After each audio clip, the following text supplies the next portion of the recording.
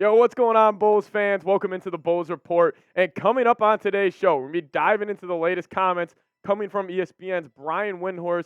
As we do expect a fire sale to be happening with the Bulls here shortly, Windy gave his thoughts on the whole situation. Then also Billy Donovan. We saw the LaVine PR kind of, I guess there's a little brush up that they had after the game. Well, Billy Donovan had some interesting quotes around that situation, and it turns out we actually do have a resolution to that situation that we'll be getting into at the second half of today's show. But guys, the fire sale's coming. I mean, the Bulls are 5-10 right now following last night's loss to the Miami Heat. They're going to ship off, I'm assuming, most of this roster. So if you guys want to stay up to date on the latest Bulls news and rumors, make sure you guys do hit that subscribe button. Lock us in. Help us reach 5,000 subscribers here on the channel.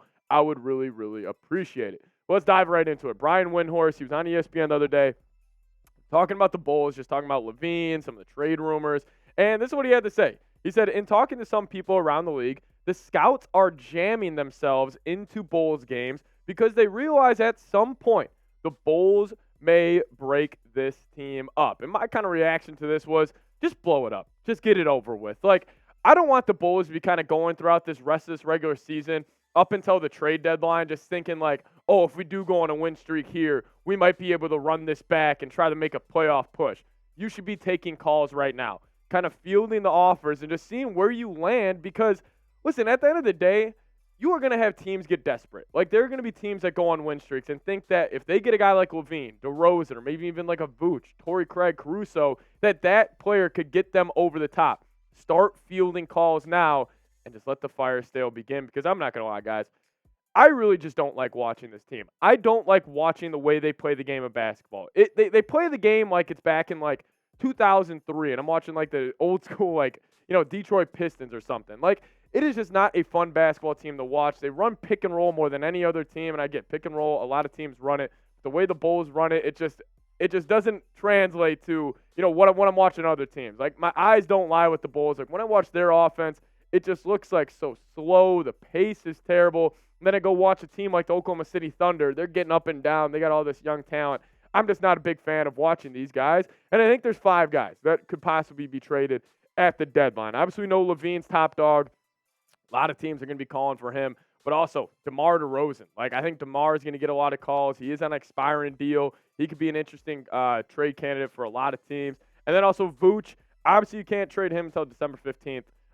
So Vooch, interesting one. Again, I don't know how much value he would have. Caruso. I honestly think Caruso might have the most value on this team in the trade market. We'll get into him in a second. Then also a guy like Torrey Craig, just a typical 3-and-D role player. But I do want to bring this up, and I think this is the question we need to ask here is, how much trade value do these guys even have at this point? Like, in terms of LaVine, could you get multiple firsts in a young player? Or is it just one first in a young player? Or, like, what truly is the value? Or a guy like DeMar on a 1-year deal, he's kind of struggling a little bit this season compared to his past couple years. Like, what's his value? Even a guy like Vooch, he's averaging 20 and 10 this year, but really what's his impact on winning and what is another team thinking when they see Nikola Vucevic? He's on the trade market. How much are they willing to give up?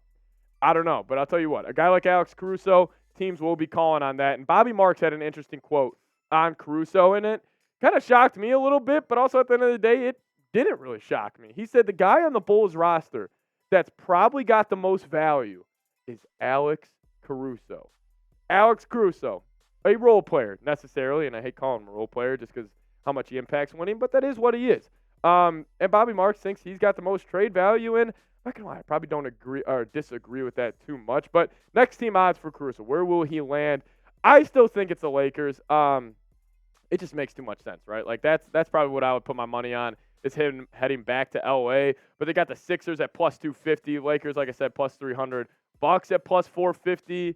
That would be absolutely deadly if he would go there, kind of replace what Grayson Allen's been doing for them for the past couple of seasons. The Warriors are a sneaky one. If he would end up with in Golden State, that would be pretty frightening. And even Dallas. Dallas needs kind of a point of attack defender. He would be a good fit there. But, hey, if I'm a championship team and I want a good, just solid point of attack defender, Alex Caruso being on the market is like kind of like a huge prize for these teams. So Caruso is most likely going to go. But we can kick it to LaVine here because he's obviously – if a team really does get desperate, like let's just say, Miami. Like let's just say Miami is calling you and they're like, hey, we'll give you Tyler Hero, Jaime Jaquez, and a first or two. Like, what if they get desperate and they're like, this needs to be the year we kind of go all in? But I don't know. Like, I mean, I've talked to Rolly. He's our Heat guy here at Chat Sports, and he's even talking like, he's like, I don't even know if I would give up Jaime Hawkins or Tyler Hero straight up for LaVine. And I get it. So I'm really curious to see what the value is around LaVine, but some more destinations. I think the Lakers also another big one. I think we could see a package of LaVine and Caruso for maybe a Rui, D'Lo, couple first-round picks here in the future. Also the Kings. I think the Kings are actually need to get aggressive in the trade market. I think they got a really good young core. Maybe they need another piece to get them over the top. Sixers, as it just continues to go on, I just don't think Philly is going to want to blow up what they have right now. I really like the way the roster is constructed, and I think they do too. But I'll ask you guys, and I'll give you guys my thoughts. Who has more value on the trade market? Is it Alex Caruso? Is it Zach LaVine? Crazy that LaVine probably averages 20 more points per game than this guy, and we are even asking this question. Don't box score watch. Actually look at the impact on winning. But let me know, who has more value? Type AC for Caruso or ZL for LaVine. This is just a guess. Obviously, I don't know for sure here, but I do feel like it is Caruso. Listen, I know it may be like a crazy thought. Like, there's no way you could get more for Caruso than Zach LaVine, but I do think a team like the Lakers, like if they had to pick one to bring in, I honestly think they would probably choose Caruso over a guy like Zach LaVine, just the way the roster's constructed. Because if you are a championship team and you already have your kind of foundation built, a guy like Caruso will obviously fit in a lot more seamlessly than a guy like Zach LaVine. So I'm going to go Caruso, but again, not entirely too sure. I mean, I wouldn't be shocked if I get a notification where it's like, oh, Zach LaVine goes in this haul of a deal. But coming up next, we got to talk about it. Is Billy Donovan, is he just straight up done with Zach LaVine? That's what we're going to be diving into here in a second. But at first, I do want to give a huge shout out to Prize Picks, today's sponsor of today's edition of the Bulls Report. If you guys head to prizepicks.com/CLNS and use code CLNS, you'll get a first deposit match up to $100. Guys, what is Prize Picks? It's daily fantasy made easy. All you got to do is pick two or more players, choose more or less on some projected stat types, start seeing the cash roll in today. This is a lineup I'm rocking with for Thanksgiving. They got a deal going on. Christian McCaffrey, I guarantee you he will probably have more than half a rushing or receiving yard. So that's a deal on the table they're offering you guys.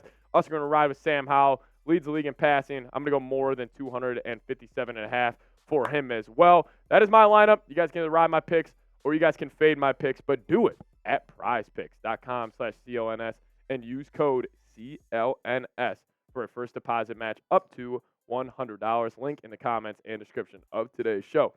All right, let's break it down. Is Billy Donovan done with LaVine? Because I sure am.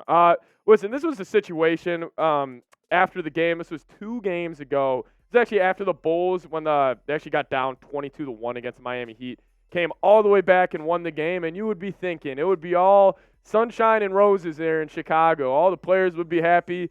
No, Mr. Prima Donna Zach LaVine after the game, PR member trying to grab him to do an interview. LaVine kind of gave him one of those and just kind of walked off, and he just looked like a diva. Like it really just pissed me off, and I think this was just soft from LaVine. Like, considering what's going on with the Bulls, considering where they are right now, you are losing a ton of games. It is just not good, and you finally get a win against a really good basketball team in the Miami Heat. Rolly, weren't they on a 6-game win streak?